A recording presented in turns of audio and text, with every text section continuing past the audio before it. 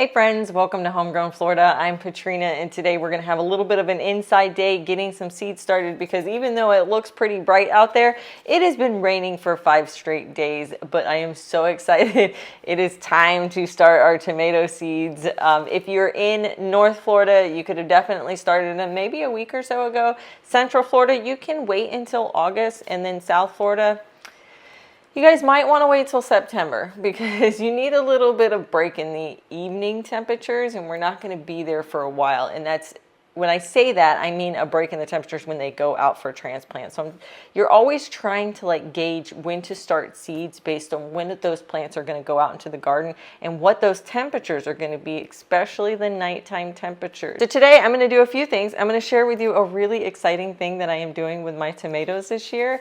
And I'm going to bring you along for that whole journey, but today starts the beginning. And then we're going to start some seeds inside, and we're going to also start some seeds outside. We're going to compare these as the season goes along to see which does better. I'll give you a little sneak peek here.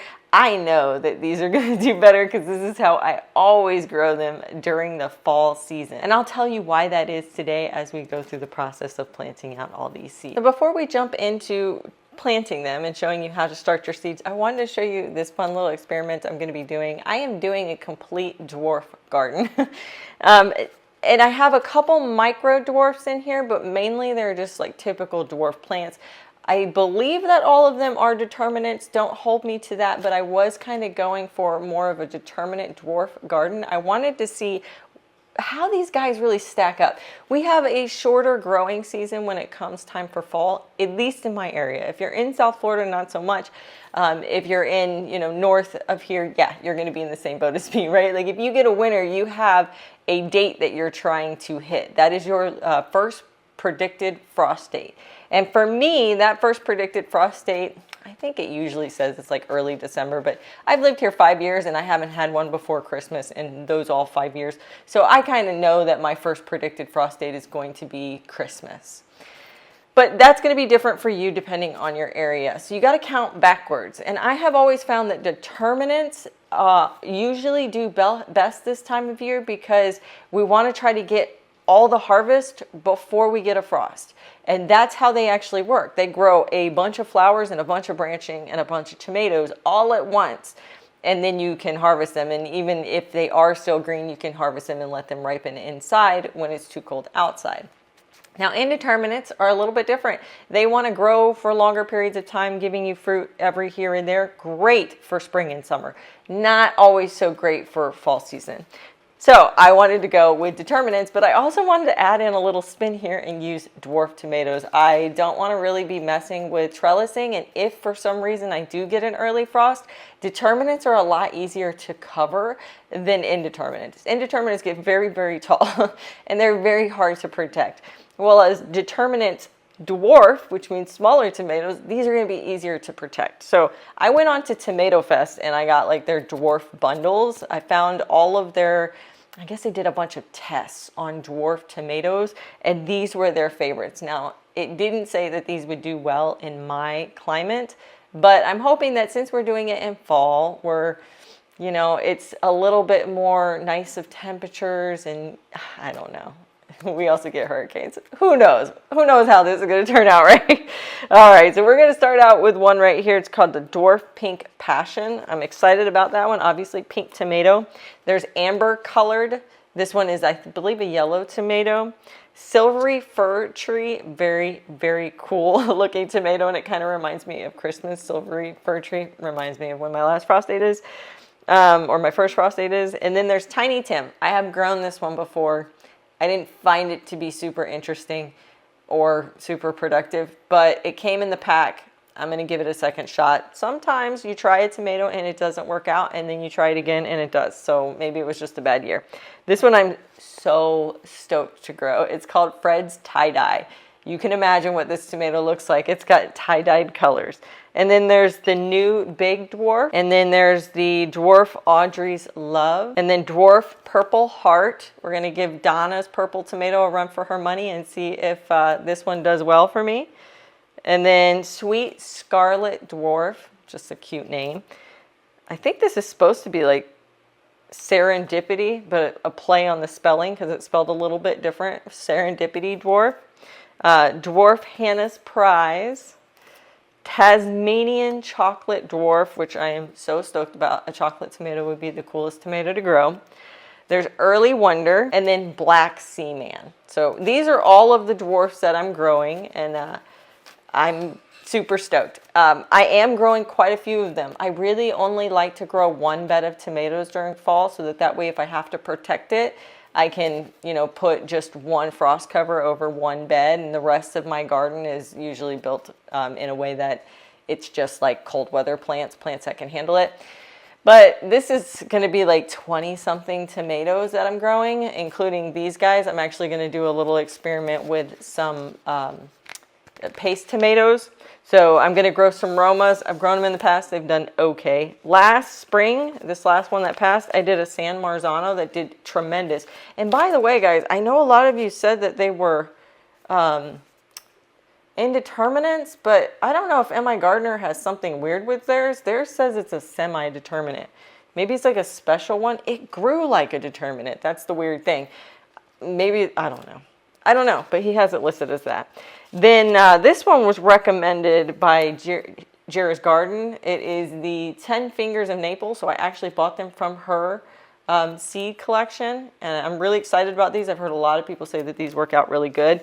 And no, although not dwarfs and not paste tomatoes, I'm gonna do the Sun Gold. You guys have been telling me about this forever. Everyone talks about this tomato being amazing. These are from Botanical Interest, which is a seed seller of Epic Gardening, who I have a relationship with these trays that you guys have heard me talk about. I absolutely love their trays. And so I thought, if I love their trays, maybe I'll love their seeds. So I got a bunch of their seeds. These are just 2, but I wanted to try them out. This one is called the Beefy Purple. So another purple, you guys see a theme. I'm into the purples. If I could get any of them to grow. I love growing Donna's purple tomato, which a lot of you mentioned is probably related to the Cherokee Purple. It's one that she's been saving the seed, so it could have started with the Cherokee Purple that she has then, I'm not sure. It does look a lot like it, but every time I've grown Cherokee Purples, I have not had the same experience as I have with Donna's. But I'm on the hunt. I would love to do a garden full of just purple tomatoes. Wouldn't that be cool? Anyway, this is a new one that I'm going to be trying called Beefy Purple. Even though these 2 don't fall into that, this one's at least determinate, so it's going to live with the dwarf tomatoes. So those are all the tomatoes I'm growing. Now let's start putting them in, and I can tell you about the pros and cons of starting your seeds indoors versus outdoors this time of year. I have been starting my tomato seeds in these Aero Gardens for years. It is so easy. Now I have these Aero Gardens to grow like lettuce, herbs, and other things just year round because sometimes the weather outside doesn't want to cooperate. And so that's why I have them. Aero Garden had a situation where they kind of went out of business for a little while, so that was a little bit scary. They're back, in case you didn't know that. They are back, and they are selling some of their products. I think they kind of streamlined things to make themselves a little more profitable because I feel like they were having some struggles. So one of the things that they sell, and I think they still sell them, is this guy right here, which is a seed starting tray. This is a Aero Garden Harvest, and then you just take out the tray that comes with it, and you purchase this seed starting tray, and it just slides right in there, and you can start 23 seedlings versus the 6 that comes in the tray. That's one of the reasons why I love using this. Now, you could totally get lights and just use your outside trays and grow them that way. You don't have to grow them hydroponically. I personally don't have a lot of space in my house. You guys see my kitchen's pretty tight. Everything is pretty tight here. We didn't buy a very large house, especially in Florida standards. So I don't really have a space to be starting seeds with the lights and everything. So these Aero Gardens actually work very well. There's 23 plants that can fit right in this tiny little space compared to a seed cell tray that's like 6. So when it comes to space and when it comes to ease of use, these guys are super nice. But overall, whether you use trays and lights or whether you use a hydroponic system to grow out your plants, you can use these. You don't have to buy this. You can use this. You're just going to be starting 6 of them versus 23 of them. Growing them inside is just so much easier. If you've been struggling with starting tomatoes from seed, inside is kind of the way to go because you can control the heat, and that's the heat and the rain. Those are the two things that are really tough for us down here in Florida, or anywhere in the South, really, the Gulf states especially. This time of year, we just have a lot of rain. We have hurricanes that are going to be coming through. We've got scorching heat. It's just not ideal. And tomatoes, they like warm. They like the heat, they like the rain, but they don't like that much. They're like, whoa, you guys are you're doing too much over there, Florida. And so they're not particularly excited about starting in super high temperatures. And then when they start, they get drowned out pretty easily. That's something you got to be careful of. They go through a lot of situations. It's not that it's impossible. It absolutely is possible. And I'm going to show you that because we are going to be starting some outside. But the ones inside, I just know that they're going to do well because they've done well for me. Now, if it was spring, I would totally tell you to start them outside because spring is we start our tomatoes in January, and it's just beautiful here in Florida in January. So they absolutely love to start then. But right now it is July and we're starting tomatoes. August is right around the corner. You might also be starting them then. These are hot times, and these poor plants got to go through some serious weather. And so we're asking a lot of them. Some of the things that I've noticed is that these guys, they're going to start out well. They're going to get super healthy, real thick stems. The hard part for them is going to be when we transplant them outside.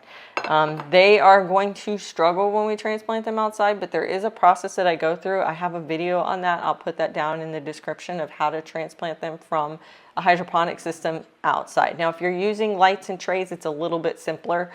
You're basically going to need to harden them off just like you would harden them off if it was cold weather. We need to harden them off for warm weather. One other thing that I do is I always draw out where I'm going to put what in here, because there's not a place for there to be labels where you can mark the labels. So I actually draw a picture, and this is what helps me later on. When I go to transplant these guys outside, I will put a tag on them at that point, but I use this sheet as my indicator of which plant is which so I don't get them mixed up. So according to my handy dandy chart here, I'm going to be putting that dwarf pink passion right here. I soaked these pods ahead of time. I actually soaked them in warm water. That's my little trick. A lot of people think that you need to have heat pads or heat mats to grow tomatoes, and I think that that's probably true in different climates. But down here in Florida, it's hot in our houses. Anywhere in the South, it's going to be hot in your houses. Even if you keep it like we do, we keep our temperature at like 70 to 72 degrees, which is pretty cool. But we don't have a problem ever getting them to germinate because it's just warm enough in our houses. And I've never used a heat mat. I've never used inside lights other than these hydroponic systems. Never had a problem getting seeds to germinate. But like I said, I live in a warm climate, so even though we keep our house super cold, it still pops up within a couple of days. But one of the tricks I do is I warm those pods. I let them soak for an hour in hot water, and that helps them. Okay, amber colored. So if you saw what I did there, I took 2 seeds because I want to make sure that I get a sprout out of one of them. You could go with 3 if you were using old seeds. These seeds are brand spanking new. I literally just got them in the mail. So I'm thinking that they probably have pretty good germination rates. I'm using tweezers. Where am I going? Amber colored right here. I'm using tweezers just to make sure that they make it down into the pod easily. Another thing you're going to be avoiding by starting them inside is pests. I have a nice covered patio, lanai, as some would say, and it is pretty good at keeping the pests out, but it's not perfect, right? Like I still get the smaller pests, like aphids and whiteflies, and army worms are a really big deal. They make it into my patio, and those are the ones that really go after them. I do get some aphids that go after them, but I can usually handle that with a little insecticidal soap. But the army worms, they somehow can sniff out those tomato plants, and they work their way through the little holes in the deck or whatever, and then they make their way in here, and then they cut off my tomato plants, which is heart-wrenching. They'll do a whole tray. So that's one thing you have to fight when you are starting them outside, is you have to constantly have an eye on them, looking for damage from you know, any of the pests that are out there, even if you're in a screened-in patio that keeps out a majority of the pests. Another thing to consider is the expense, right? But it's the cost, right? These machines, they're not inexpensive. I think they're worth the price. I did a video, or a return on investment video, to show you like how quickly they return an investment. The smaller machines actually are quicker than the bigger machines, so that is an added bonus, but they do take a while to get the return on investment. And on top of that, you have to replace the pods and the stickers and those kinds of things. You have to replace those on a regular basis. So there is an ongoing cost, plus electricity, although these units right here take almost nothing. Like, you wouldn't even notice it. If you're using lights and trays, the good news is the trays can be used for inside or outside seed starting, so it's kind of not really specific to that. It's just your seed starting kit. But then you have the other side of it, which is the lights and then the electricity. Once again, probably the electricity isn't that big of a deal, but the lights themselves, they have cost. You can use shop lights, but I have heard that shop lights do not work as well as actual grow lights because of the types of light that it lets in. Red tie-dye right there. So there is an expense that is a little bit more, but you can bring down those expenses based on what you're using them for, which is one of the reasons why I like using this versus regular lights, because I can use this to grow herbs. I can use it to grow lettuce during the hot season. I can use this to grow lots of different tomatoes and peppers when it's cold out. You know, I can grow whatever I want in here at any time of year. And it's going to grow really well, so that way it brings down the cost of using it, because I'm using it for lots of different things all year round. Now let's get the rest of these in here and get this sealed up and finished.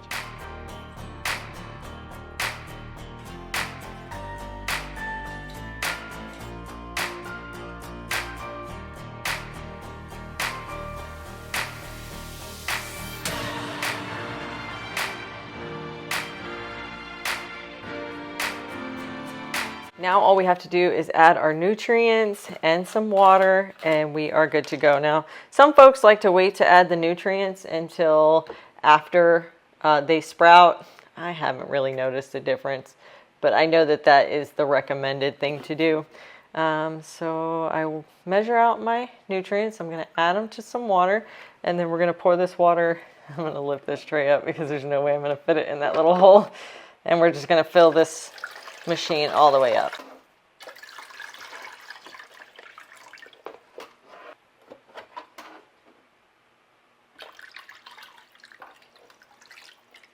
Okay, now we're just going to set this guy in here. And then I have made a makeshift top. This was from a fast food restaurant, a takeaway meal, and I just find that it works really well. So I just kind of like lay it on top, and it's not perfectly sealed or anything like that, but it creates enough humidity in here that it keeps the seeds to help them germinate. I've tried this without this top, and it doesn't work well. If you don't have a top like this, you can use plastic wrap. That works as well. You just have to keep a close eye on it because you have to remove that plastic wrap immediately upon any of them sprouting. If you don't do this part, they're not going to sprout well. I have tried that in the past, and they don't do very good. I'm going to put my little button in right here, and then we're going to get this guy plugged in.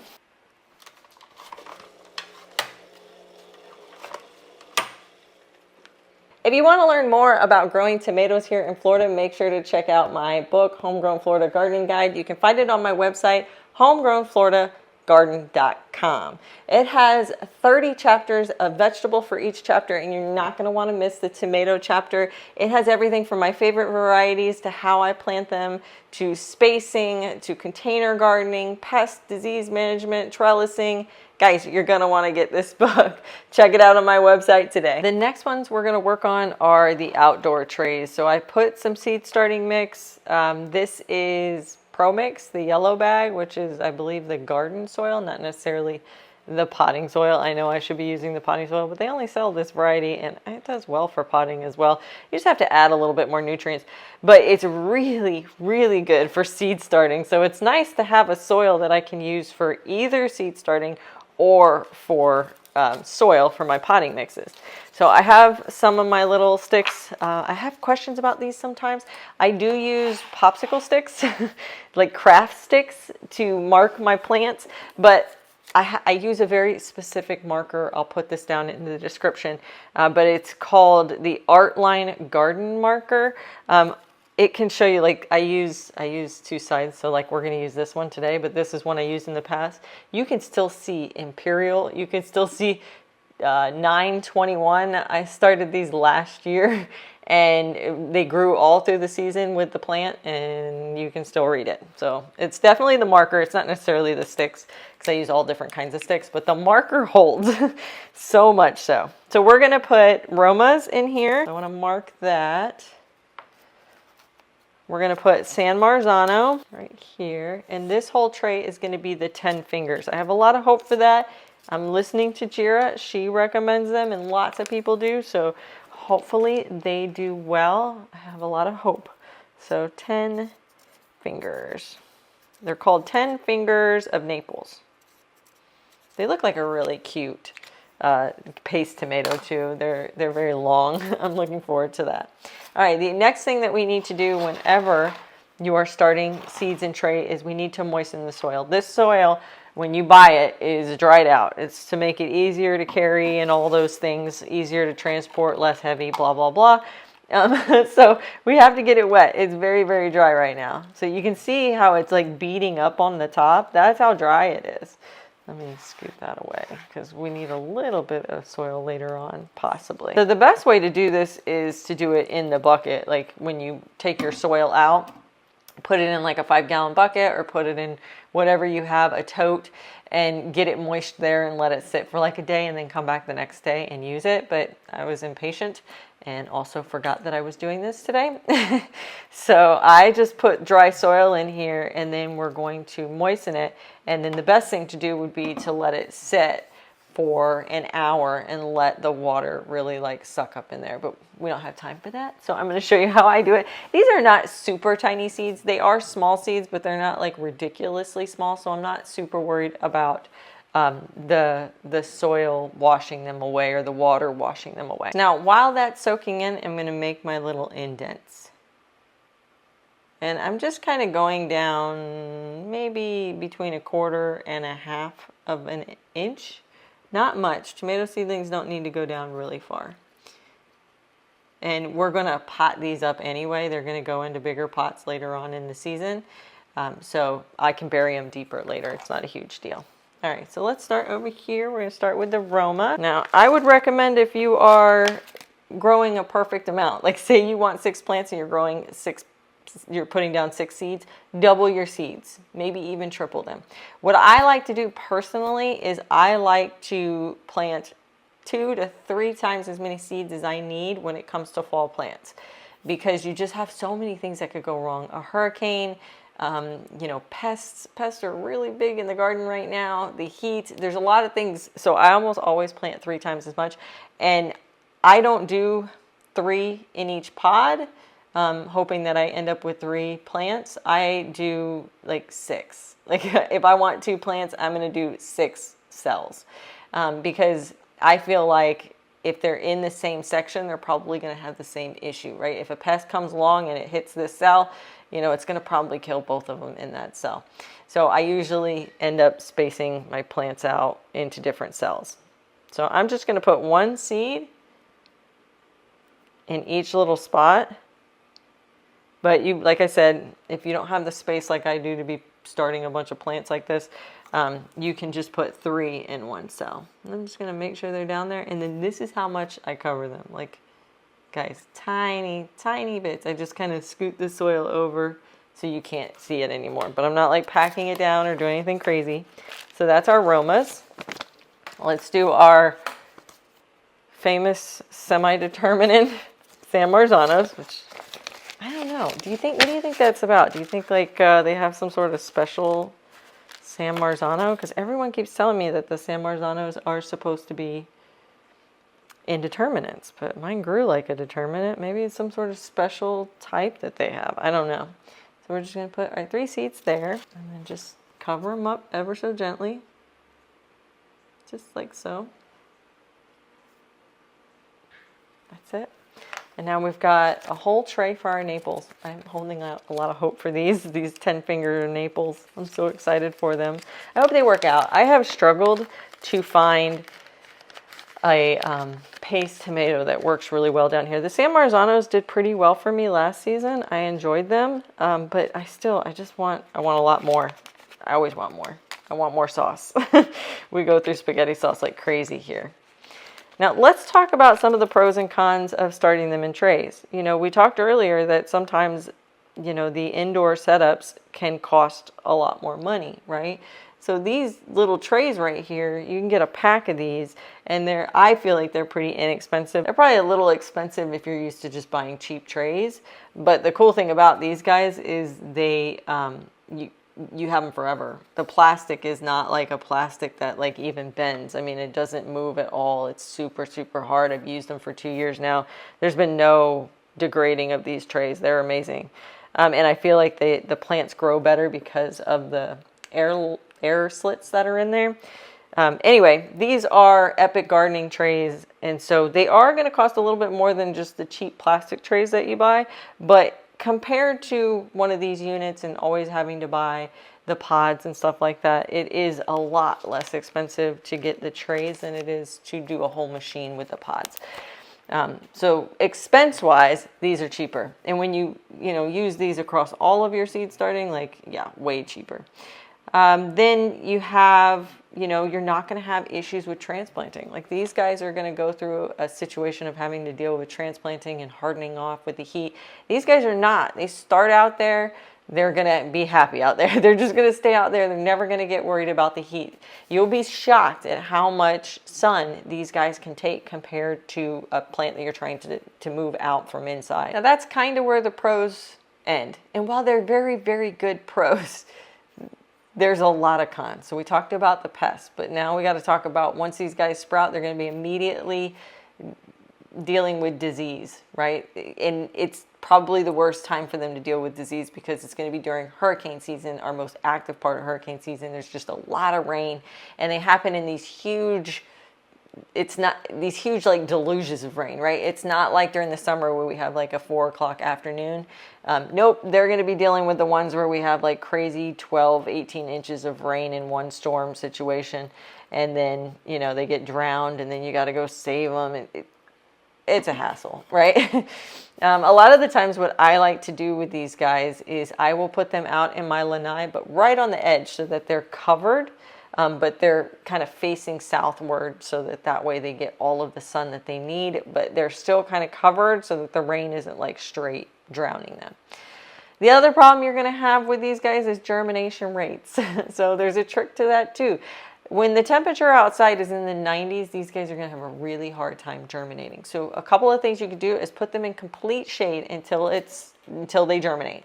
But you got to really be watching them because if they germinate and you're not paying attention, they sprout and you don't move them out into full sun, they're going to get leggy. And basically that means that the seedling grows up, and then stretches so far to try to get to the light. You might see it pointing in one direction or another. But then this stem gets so thin it just basically collapses on itself. That's leggy.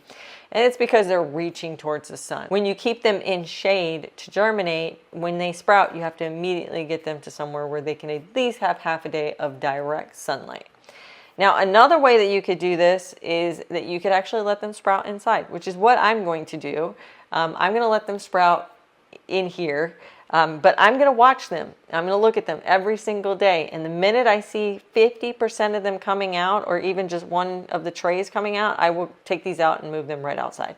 But you have to really be diligent in watching them. If you don't want to be diligent in watching them, put them outside in the spot where they're going to get that sun that they need. The problem with that is you're going to have to make sure that there is water in the bottom of the tray so that these guys can stay moist. The minute that they dry out, they're not going to germinate properly. You don't have to constantly be watering the top. Just make sure the tray on the bottom has water in it and it's soaking up that water continuously, and you'll be okay in that regard. So it just depends on how much you want to monitor them versus how much you want them to live on their own. Once again, you're going to run into that problem that if you leave them outside and they're not completely covered and it rains and this thing fills up with water, these guys are going to float and then you're going to drown your plants. So it's a balancing act here in Florida growing outside. So there's a lot of reasons why this time of year I start them inside versus outside, but you can still have success starting them outside. It's still possible. You just have to have a little bit more of a keen eye. Now, when we run into spring and we're starting our spring tomatoes, which actually happens in January, it's not really spring, but we call it that. I actually switch. I plant everything outside. The weather is perfect. The pests are down. We're in our drought season, so there's not rain. It is the easiest time to start seeds outside. So I don't use my hydroponic systems during the spring, just during fall. So I have my tray. I'm gonna very carefully put it over here. Oh, hopefully we don't spill anything. And right here is where they're gonna live until they sprout. I hope you had fun hanging out with me as we got our outdoor seedlings and our indoor seedlings started. Tomato season is gonna be amazing. Make sure to subscribe because I'm gonna show you along the way how that dwarf varieties work and how some of these paste tomatoes work. So you don't wanna miss out on that. Stay along for the journey. If you grew any of these before and you've had experience with them, make sure to head down to the comments, let me know. I'd love to hear about it. Happy gardening, guys.